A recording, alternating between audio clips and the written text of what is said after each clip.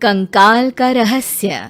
चौरा गांव के खेतों में इन दिनों खुदाई का काम चल रहा था। असल में इसी गांव से होकर एक अच्छी सड़क गुजरनी थी, इसलिए यहाँ खुदाई शुरू की गई थी। अचानक एक दिन खुदाई करने वाली मशीन से कुछ टकराता है। बाद में जब खोजबीन की जाती है तो वहां से 2 कंकाल मिलते हैं। पुलिस गांव के लोगों से पूछताछ शुरू करती है। आप लोगों को क्या लगता है ये किसके कंकाल हो सकते हैं? अरे साहब, हमें क्या पता ये किसके कंकाल है, आप ही लोग पता लगाइए। हम लोग तो बहुत ज़्यादा डरे हुए हैं। हाँ, हमारी फॉरेंसिक टीम अभी आ रही है। ये बताओ कि इस गांव के रहने वाला कोई जोड़ा गायब तो नहीं ना? क्योंकि शुरुआती जांच में तो ये बात सामने आ रही है कि एक कंकाल किसी पुरुष का है तो एक किसी महिला का। साहब, हमें तो बहुत डर लग रहा है।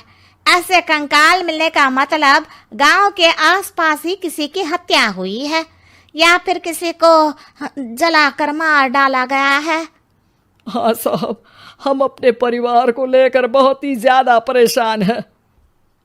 देखिए, आप लोगों की परेशानी हम समझ सकते हैं, लेकिन आप लोगों को पुलिस का सहयोग करना होगा, क्योंकि आपके सहयोग के बगैर हम ये पता नहीं लगा सकते हैं कि आखिर ये किसके कंकाल है और इनकी हत्या किसने की। ठीक है साहब, गांव के लोग आपका पूरा सहयोग करेंगे। हाँ साहब, पूरा सहयोग करेंगे। तो फिर ठीक है, हम अपनी जांच शुरू कर देते हैं। कुछ दिन बाद जांच रिपोर्ट आ जाती है। पता चलता है कि ये कंकाल करीब 20 साल पुराने हैं, यानी 20 साल पहले किसी जोड़े की हत्या कर शव को यहाँ पर दबा दिया गया था। इंस्पेक्टर राघव, ये बताओ कि 20 साल पहले की मर्डर मिस्ट्री क्या आप सुलझ सकती है? हाँ सर, क्यों नहीं।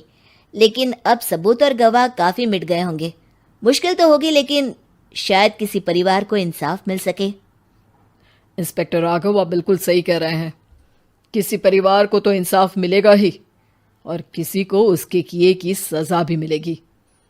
जी सर, मैंने तो जांच शुरू भी कर दी है। 20 साल पहले इस गांव के 2 जोड़े अचानक कहीं गायब हो गए थे। मैंने दोनों ही परिवारों के बाकी के सदस्यों से बातचीत शुरू की तो उन्होंने बताया कि उनके बच्चे शहर गए थे, लेकिन आज तक वापस नहीं लौटे हैं। लेकिन ये दोनों शव किस परिवार के सदस्यों के हैं, ये कैसे पता चल सकेगा? सर, मैंने डीएनए टेस्ट करवा लिया है। आज शाम तक इसकी रिपोर्ट भी आ जाएगी। अच्छा, ठीक है। उसी शाम को सर, डीएनए रिपोर्ट के मुताबिक ये दोनों ही लाशें चौरा गांव के रहने वाले प्रधान सुल्तान सिंह के बेटे और बहू की है। लेकिन इनकी हत्याएं किसने की है, ये कैसे पता लगेगा? इसी का तो पता लगाने की कोशिश में जुटा हूं सर। आज सुल्तान सिंह से मिलने भी जा रहा हूं। मेरा बेटा और बहू तो मेरे लिए सिर्फ यादों में ही रह गए थे। हमें उनकी लाशें तक नहीं मिल सकी थी। आज 20 साल बाद उनके कंकाल मिले हैं। मैं अब किसके लिए जीऊं?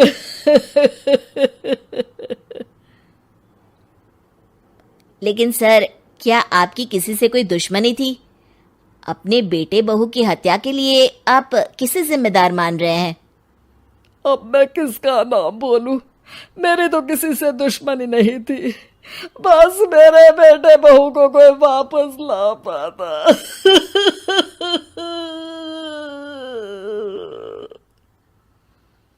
इसके बाद सुल्तान सिंह फूट फूट कर रोना शुरू कर देते हैं। सर, अब आप इनका अंतिम संस्कार करवा सकते हैं। कम से कम इनका शरीर ना सही, इनका कंकाल तो आपको मिला है। लेकिन हाँ, अगर आपको कुछ भी याद आए तो जरूर बताइएगा। मेरी तो बेटा अब उम्र हो गई है, लेकिन मेरे बेटे और बहू के हत्यारों का जरूर पता लगाइएगा, क्योंकि जब तक हत्यारे पकड़े नहीं जाएंगे मेरा मन नहीं मानेगा। सर, हमारी पूरी कोशिश रहेगी हत्यारे को पकड़ने की। लेकिन एक बात बताइए, उस वक्त आपको किस पर शक गया था? उस वक्त मेरे एक ड्राइवर को पकड़ा गया था, लेकिन सबूतों के अभाव में उसे छोड़ दिया गया था। अच्छा, और ड्राइवर पर कैसे शक हुआ था? क्योंकि उस दिन ड्राइवर छुट्टी पर था। उस समय लेकिन लाश क्यों नहीं मिल सकी थी? उस वक्त पुलिस ने बहुत कोशिश की थी, लेकिन दोनों की डेड बॉडी नहीं मिल सकी थी। ठीक है, हमारी तफ्तीश चल रही है, मैं फिर आऊंगा। इसके बाद इंस्पेक्टर वहां से चला जाता है और सुल्तान सिंह अपने बेटे और बहू की याद में खो जाते हैं। कुछ दिन बाद सुल्तान सर, एक बात बताइए, जब आपके बेटे बहू की हत्या हुई थी, उसी के आसपास आपके ही गांव का रहने वाला एक और जोड़ा उसी वक्त गायब हो गया था ना? हाँ सर, अलका और अभिषेक, वो भी मेरे बच्चों जैसे ही थे। तो फिर वो कहाँ है? उनका भी आज तक पता नहीं चल सका, लेकिन बताते हैं कि कुछ साल पहले अभिषेक को गांव के ही किसी आदमी ने मुंबई में देखा था, लेकिन फिर वो गायब हो गया। यानी अभिषेक और अलका की हत्या नहीं हुई थी, बल्कि उन्होंने किसी वजह से खुद ही गांव छोड़ दिया था। हाँ, हो सकता है, क्योंकि अभिषेक मेरे बेटे संतोष का अच्छा दोस्त था और उसका मेरे घर भी आना जाना लगा रहता था। हो सकता है कि उसने मेरे बेटे और बहू के बारे में सुन लिया हो और ये गांव छोड़ दिया हो सकता है। उनके परिवार का कोई अब नहीं रहता क्या इस गांव में? अब तो कोई नहीं रहता। एक चाचा थे, लेकिन उन्होंने भी अपना पुश्तैनी मकान बेच दिया है। वो भी अब कहीं शहर में ही बस गए हैं।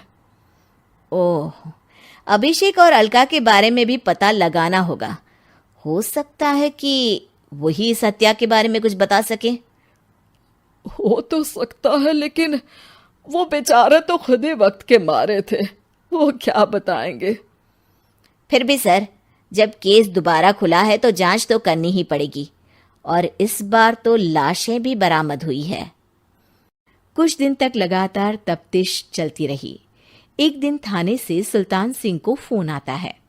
हाँ, कौन बोल रहा है? सर, मैं कांस्टेबल तुलाराम बोल रहा हूँ थाने से। आपको थाने आना पड़ेगा। थाने? लेकिन क्यों? सर, किसी की पहचान करवानी है। अच्छा ठीक है, मैं दोपहर तक पहुंचता हूँ। सुल्तान सिंह दोपहर में थाने पहुंचता है। कई पुलिस के अधिकारी वहां मौजूद रहते हैं। सर, आपके बेटे की हत्या का रहस्य आज शायद सुलझ जाए। अच्छा इंस्पेक्टर राघव, पर वो कैसे? सर, उस आदमी को देखिए, क्या वही अभिषेक है? सुल्तान सिंह की आंखों में हैरानी से आंसू आ जाते हैं। हाँ सर, यही अभिषेक है। ये आपको कहाँ से मिला? सिर्फ अभिषेक ही नहीं, बल्कि इसकी पत्नी अलका भी इसके साथ है। मैडम, जरा अभिषेक की पत्नी को लाइए। जैसे ही अलका को पेश किया जाता है, सुल्तान सिंह जमीन पर गिर जाते हैं। सुल्तान सर, क्या हुआ आपको? आप अलका को देखकर गिर क्यों गए? सुल्तान सिंह सर पकड़कर बैठ जाते हैं। ये अलका नहीं, बल्कि ये तो मेरी बहू रितु है। पूरा थाना एक दूसरे का मुंह देखने लगता है। क्या? इसके बाद हर किसी को दो कंकाल और हत्या का रहस्य समझ में आ गया।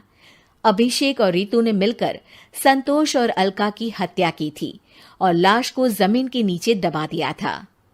आज 20 साल बाद इस हत्या का रहस्य खुल सका था कि अवैध प्रेम संबंध में 2 मासूमों की जान गई थी।